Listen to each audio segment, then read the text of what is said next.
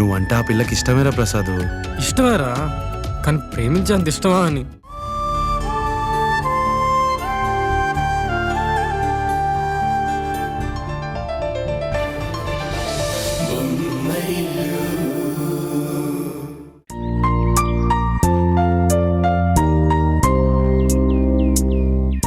ఏయ్ ఆగు.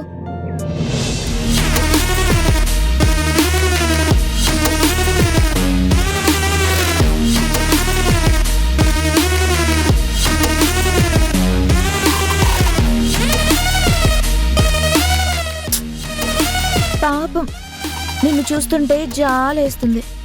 అంత జాలి పడే పరిస్థితి ఏమొచ్చిందక్క? ఈ ఇంట్లో ఉన్న వీల్ చైర్లకి లాస్ట్ ఇయర్ క్యాలెండర్లకు కూడా విలువ ఉంది.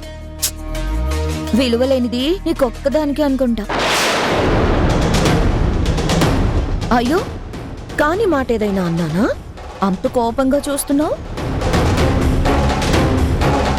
అత్తయ్య గారు అందరికీ అన్నీ చెప్పారు, అందరికీ బాధ్యతలు గుర్తు చేశారు. కానీ నీకు మాత్రం ఒక్క మాట కూడా చెప్పలేదు.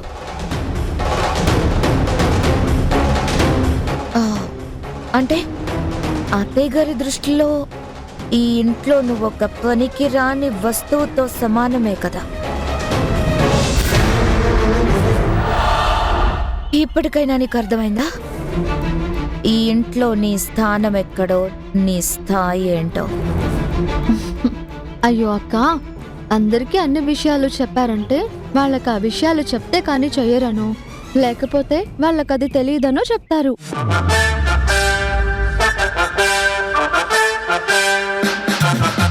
నాకు చెప్పలేదంటే దాని అర్థం నాకు అన్నీ తెలిసినప్పుడు మళ్ళీ చెప్పడం ఎందుకులే అని. ముందు నువ్వు ఆలోచించి తీరు మార్చుకో అక్క, అప్పుడు అన్నీ నీకు సవ్యంగా కనిపిస్తాయి.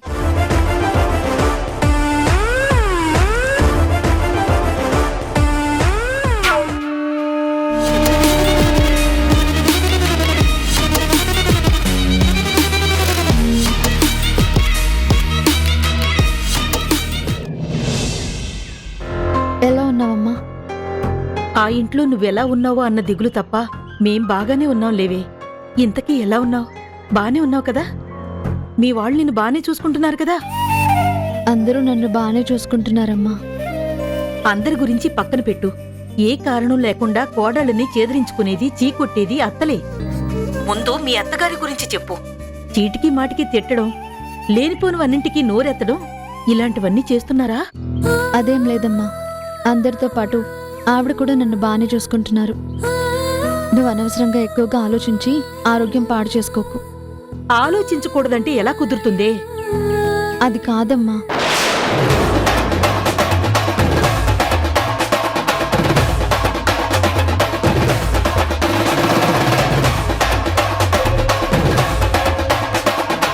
హలో అమ్మా ఉషా,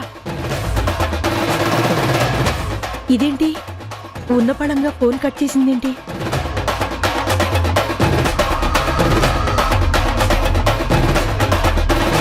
అత్తయ్య గారు లేరని మీ ఇంట్లో వాళ్లతో బానే మీటింగ్ పెట్టినట్టున్నావే. ఇంకా నయం, ఈ ఇంటికి పిలిచి భోజనం కూడా పెట్టించేలా ఉన్నావు. మా వాళ్లతో మాట్లాడితే తప్పేంటి, ఇంటికి పిలిచి భోజనాలు పెడితే తప్పేంటి? ఇప్పుడు ఇది నా ఇల్లు కూడా. నా ఇంటికి నా వాళ్ళని పిలిపించే అధికారం నాకుంది. ఏంటి నోరు లేస్తుంది? అత్తయ్య గారు లేరనా? అత్తయ్య గారు ఇంట్లో లేకపోవచ్చు, కానీ తన ఇంట్లో లేని సమయంలో ఈ ఇంట్లో నాదే పెత్తనం, నేను చెప్పిందే వేదం. పెద్ద కోడలంటే పెత్తనం చూపించడం కాదక్క, పెద్దరికంగా నడుచుకోవాలి. ఓహో, నన్నే తప్పు పడుతున్నావా? నువ్వు నా ముందు నిలబడ్డానికి కూడా అర్హత లేని దానివే, అది మర్చిపోకు.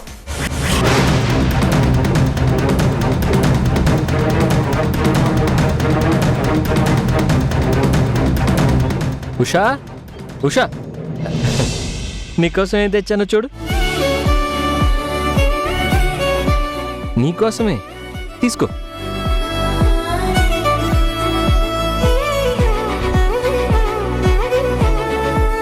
ఎలా ఉంది? బాగుంది. నువ్వు వదిన ఏదో మాట్లాడుకుంటున్నారు కదా, మాట్లాడుకోండి.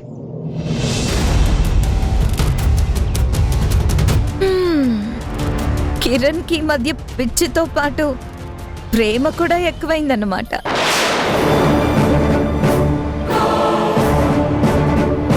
అక్క, ఆయనకి పిచ్చి అనొద్దు.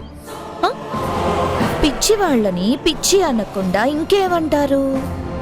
ఇంకోసారి ఆ మాట అంటే నేనేం చేస్తానో నాకే తెలీదు. ఏం చేస్తావు? మేఘనా,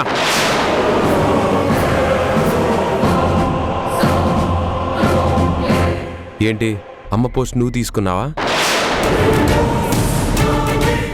ఉషా మీద ఎందుకు అరుస్తున్నావు? లేదు సంజయ్, ఉష మీద నేనెందుకు అరుస్తాను? తనే ఊరికే ఉంటే ఊరా పేరా అని తనే నాతో గొడవకి దిగింది. అమ్మా ఉషా, నువ్వు లోపలికి వెళ్ళు. అక్క, ఫోన్.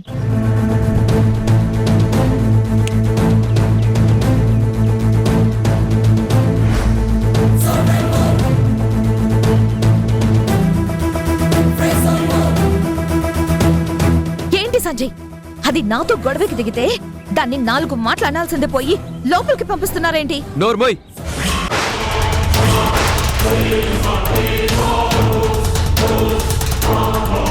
నువ్వు కిరణ్ని ఏమన్నావో నేను విన్నాను.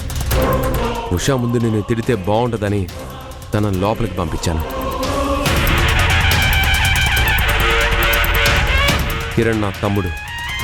ఇంకోసారి వాణ్ణి కానీ ఉషాని కానీ ఏమన్నా అంటే బాగుండదా?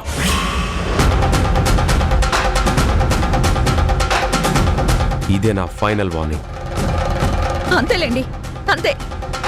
ఇంట్లోకి కొత్త మనుషులు రాగానే భార్య విలువ తగ్గిపోయింది.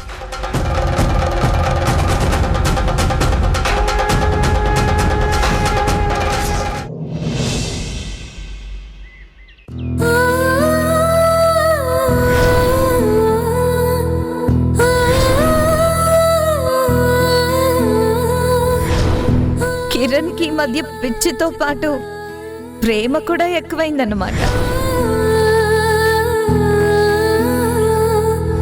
పిచ్చి వాళ్ళని పిచ్చి అనకుండా ఇంకేమంటారు?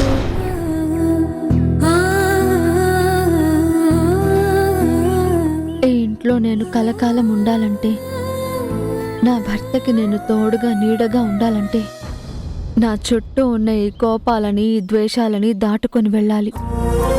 నా చుట్టూ పేరుకుంటున్న ముళ్ళలాంటి మనస్తత్వాలని పక్కకి తీసుకుంటూ ముందుకు వెళ్ళాలి. లేకపోతే నా సంతోషాన్ని బలి చేసి బతకాల్సి వస్తుంది. అయినా నా భర్తకి నా మీద అమితమైన ప్రేమ ఉంది. అదే నాకు ఇంట్లో రక్షణ. ఆ ప్రేమ నాకు రక్షణగా ఉన్నంతకాలం నాకు ఎదురుపడిన నిప్పుల గుండాలని దాటుకుని వెళ్ళగలిగే బలం నాకు దొరుకుతుంది.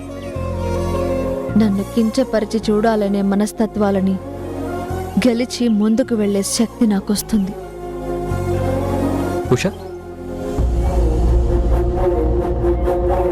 ఏమైంది? ఏమీ లేదండి. ఏం లేదని అంటున్నావు కానీ ఏదో ఉందని నాకు తెలుస్తుంది. చెప్పు, ఏమైంది? నిజంగానే ఏమీ లేదండి. నేను నార్మల్గానే ఉన్నాను. ఏమీ లేకపోతే నేను ఇందాక ఎప్పుడో ఇచ్చిన గులాబీ ఇప్పటి వరకు నీ జడలో ఎందుకు పెట్టుకోలేదు?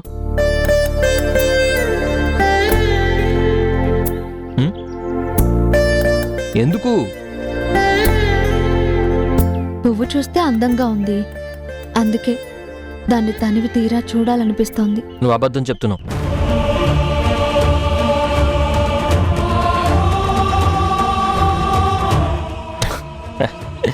లాస్ట్ టైం నువ్వేం చెప్పావో గుర్తుందా?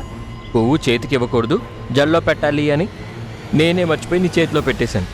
ఇటివ్వు, నేనే నీ జల్లో పెడతాను. తిరుగు. వద్దండి. ఏ? ఎవరైనా చూస్తే మీతో ఇలాంటి పనులన్నీ చేయించుకుంటుందని అనుకుంటారు కదా. అనుకుంటే అనుకో. నువ్వు నా భార్యకి ఇవన్నీ చేయడం నాకు ఇష్టమే కదా. అడిగితే అదే మాట నేనే చెప్తాను. నిన్ను మాత్రం మాట పడనివ్వను. తిరుగు.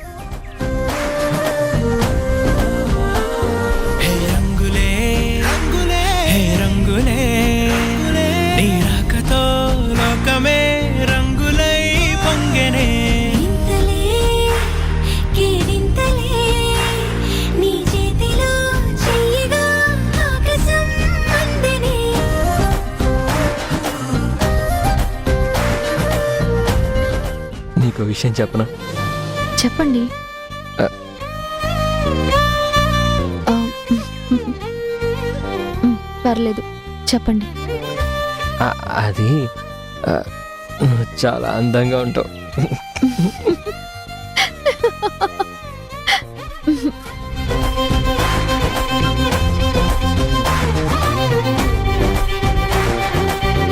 ఆ మాట చెప్తే నేను సిగ్గుపడాలి, చెప్పి మీరు సిగ్గుపడతారేంటి? ఏమో నాకేం తెలుసు. ఏవండి,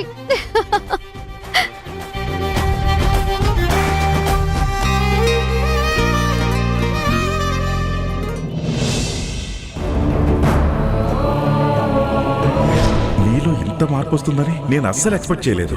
కానీ ఈ విషయం మాత్రం మన మధ్య ఉండాలి. తల్లి గురించి పిల్లలకి కొన్ని అంచనాలుంటాయి. వాటన్నింటినీ మనం బ్యాలెన్స్ చేయాలి. అంటే ఈ విషయం వాళ్ళందరికీ తెలియకుండా ఉంటేనే మంచిది.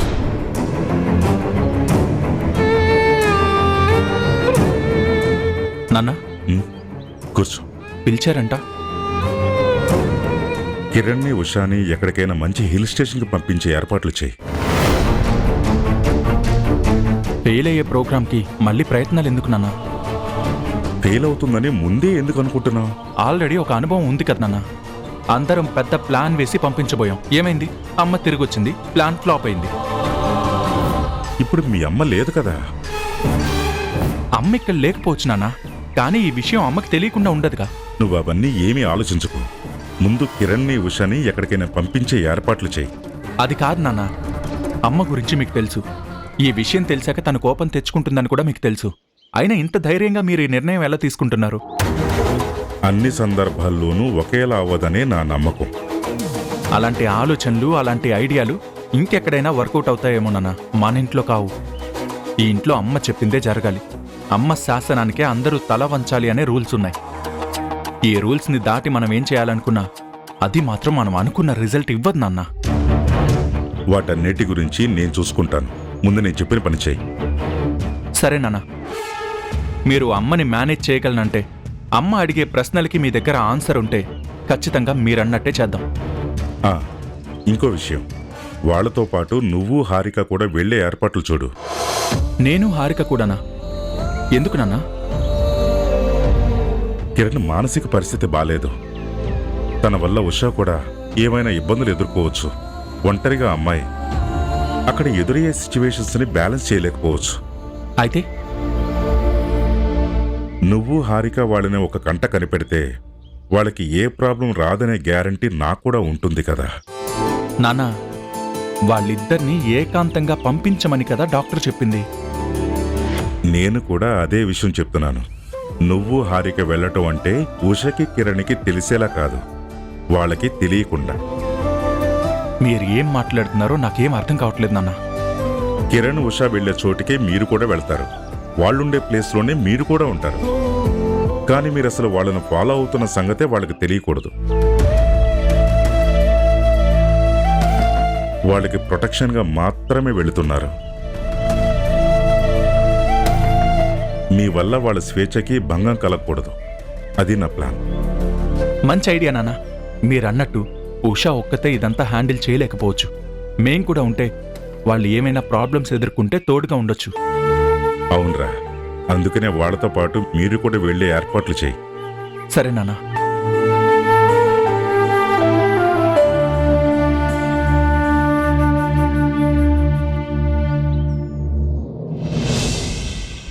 సురేష్ గారు, మీకు తెలుసు మా కంపెనీ 25 ఇయర్స్గా లీగల్గా బిజినెస్ చేస్తోంది.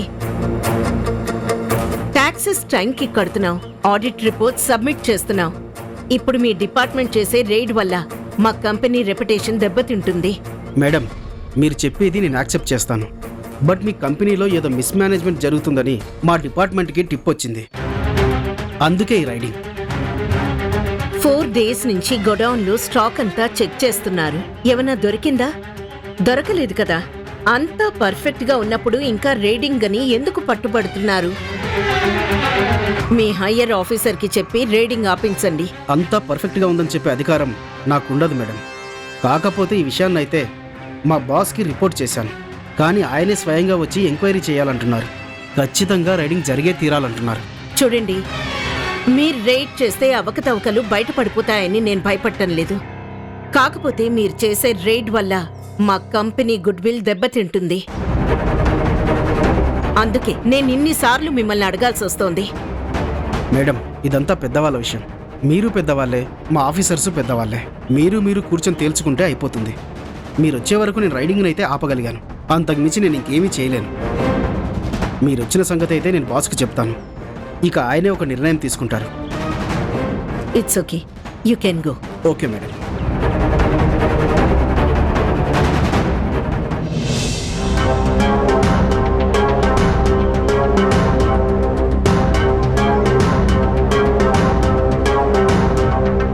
సోనీ, అకౌంట్స్ అన్నీ పక్కాగా ఉన్నప్పుడు ఇంకా ఏదో దొరుకుతుందని, ఇంకా ఏదో బయటికి లాగాలని ఎందుకు ట్రై చేస్తున్నారు? మన ఫ్యాక్టరీలో మనకు తెలియకుండా ఇంకేవైనా విషయాలు జరుగుతున్నాయా? లేక మనకెవరైనా వెన్నుపోటు పొడవడానికి ప్రయత్నిస్తున్నారా? అవును మేడం, మన కంపెనీలో మనకు ద్రోహం చేసే వాళ్ళు ఎవ్వరూ లేరు. అదైతే నేను నమ్మకంగా చెప్పగలను మ్యామ్. నువ్వేం చేస్తావో నాకు తెలీదు. ఫైల్స్ అన్నీ ఆ ఆఫీసర్స్కి పంపించు. సాధ్యమైనంత వరకు రైడ్ అవ్వకుండా ఉండడానికి ట్రై చేస్తాను. Okay ma'am.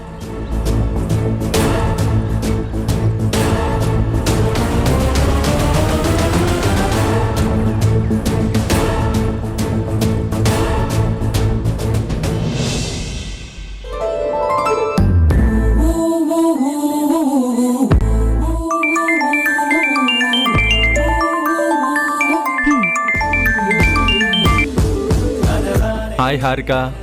ఈ మధ్య సార్కి ఫోన్ చేసేటంత ఫ్రీ టైం కూడా దొరుకుతుందా?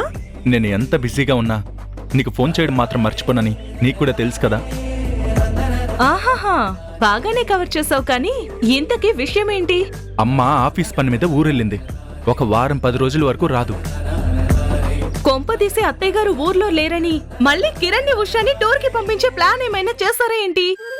ఎగ్జాక్ట్లీ హారిక, నేను చెప్పకుండానే అంత పర్ఫెక్ట్ గా నువ్వెలా చెప్పగలిగావు? ఒకసారి మిషన్ ని మొదలు పెట్టారు, అది ఇంపాసిబుల్ అయింది. ఇప్పుడు మళ్ళీ మరొక అవకాశం వచ్చింది. ఆ అవకాశం వాడుకోవడానికి మళ్ళీ అదే మిషన్ ని మొదలు పెట్టి పాసిబుల్ చేయడానికి ట్రై చేస్తున్నారేమో అనిపిస్తోంది. ఇంపాసిబుల్ అయిందని వదిలేస్తామా? అది పాసిబుల్ చేయడానికి ఏదో ఒక ప్రయత్నం చేయాలి కదా.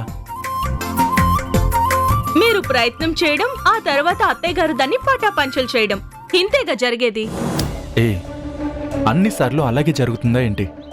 ఇప్పుడు మీరు అడిగారని మళ్ళీ ఫ్లైట్ టికెట్స్ బుక్ చేయడం, కిరణ్ వాళ్ళని పంపించే సమయానికే అత్తయ్య గారు తిరిగి రావడం, మళ్ళీ నాకు అత్తయ్య గారికి గొడవ జరగడం, ఇవన్నీ రిపీట్ చేయడం అవసరమా? ఈసారి ఖచ్చితంగా అలా జరగదు హారిక. ఈసారి పక్కగా ప్లాన్ చేస్తున్నాను. తరుణ్, ఆల్రెడీ ఒకసారి ఇదే పని చేసి అత్తయ్య గారి చేత మాటలు అనిపించుకున్నాను. మళ్ళీ నాకు ఇది అవసరమా? ఈసారి ఏం జరిగినా ఎలా జరిగినా నాన్న చూసుకుంటానని చాలా కాన్ఫిడెంట్ గా చెప్తున్నారు. ఈ ప్రోగ్రామ్ సక్సెస్ చేయాలని ఆయన పట్టుదలతో ఉన్నారు. అందుకే ఆయన ప్రయత్నానికి మనం కూడా కాస్త పుష్ ఇచ్చామనుకో, సక్సెస్ఫుల్ గా కిరణ్ ని ఉషాని టూర్ కి పంపించొచ్చు. సరే, మరి ఏం చేస్తాం? అనుకున్న ప్రోగ్రామ్ సక్సెస్ అయితే హ్యాపీ, లేకపోతే అందరితో పాటు నాకు కూడా తిట్లు పడ్డం గ్యారెంటీ. హారిక, ఇంకొక విషయం, కిరణ్ ఉషాలతో పాటు మనం కూడా ఈ టూర్ కి వెళ్తున్నాం. ఏంటి, మనం కూడానా? ఎందుకు? వాళ్ళిద్దరికి మనిద్దరం తోడుగా ఉండడానికి. కానీ వాళ్ళకి తోడుగా ఉంటున్నామని, నీడగా ఉంటున్నామని వాళ్ళకి తెలియకూడదు. అబ్బో, మళ్ళీ మనకిదో కొత్త టాస్కా? టాస్క్ లాగే ఉంటుంది, కానీ మనకి ప్రైవసీ దొరుకుతుంది కదా. పెళ్ళై ఇన్నాళ్ళైనా మనిద్దరం ఏకాంతంగా గడిపిందే లేదు. సో మనమిద్దరం ఈ ట్రిప్ని అలా వర్కౌట్ చేద్దాం. ఏ ఏంటి సైలెంట్ అయిపోయావు? అప్పుడే డ్రీమ్స్లోకి వెళ్ళిపోయావా ఏంటి? డ్రీమ్స్ లోకి వెళ్ళి ఏం లాభం? అక్కడ కూడా మీ పోలీస్ జాబ్ చేయక తప్పదు కదా. Of course. ఇంతకీ ఈ సీక్రెట్ టాస్క్ మనకే ఎందుకు? చెప్పాను కదా హారిక, వాళ్ళిద్దరికీ మనం తోడుగా ఉండడానికి. వాళ్ళు ఏదైనా ప్రాబ్లం ఫేస్ చేస్తే మనం దగ్గరుండి ప్రాబ్లం సాల్వ్ చేయడానికి. సరే, ప్రోగ్రామ్ అంతా బానే ఉంది, కానీ నేను ఒకసారి మా పేరెంట్స్తో మాట్లాడాలి. నీకు ప్రాబ్లం అయితే నేను మాట్లాడతాను. పర్వాలేదు, మా పేరెంట్స్కి నేను చెప్పి ఒప్పించగలను. బాయ్.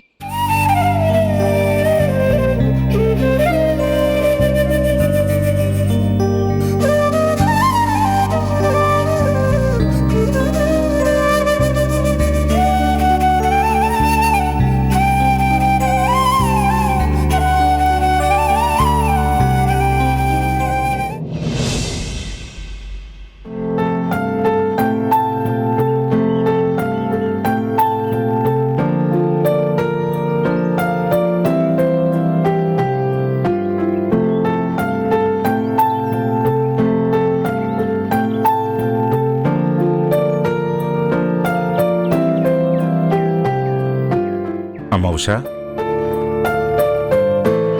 చెప్పండి మావయ్య. నీకు గుడ్ న్యూస్ అమ్మా. ఏంటి మావయ్య? కిరణ్ ఆరోగ్యం కుదుటపడాలంటే నువ్వు కిరణ్ ఏదైనా కొత్త ప్రదేశానికి వెళ్ళి ఏకాంతంగా గడపాలని డాక్టర్ గారు చెప్పారు కదమ్మా. అవును మావయ్య, కానీ అలా వెళ్ళే అవకాశం రాలేదు కదా. ఇప్పుడొచ్చిందమ్మా. నిన్ను కిరణ్ని కొన్నాళ్ల పాటు ఒక హిల్ స్టేషన్కి పంపించడానికి ఏర్పాట్లు చేస్తున్నాను.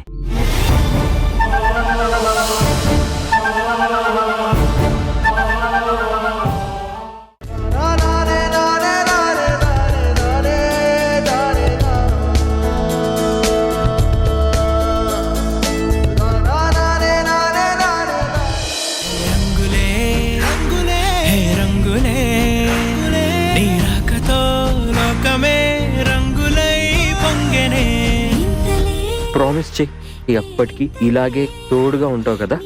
ప్రాణం ఉన్నంత వరకు నీకు తోడుగా ఉంటాను.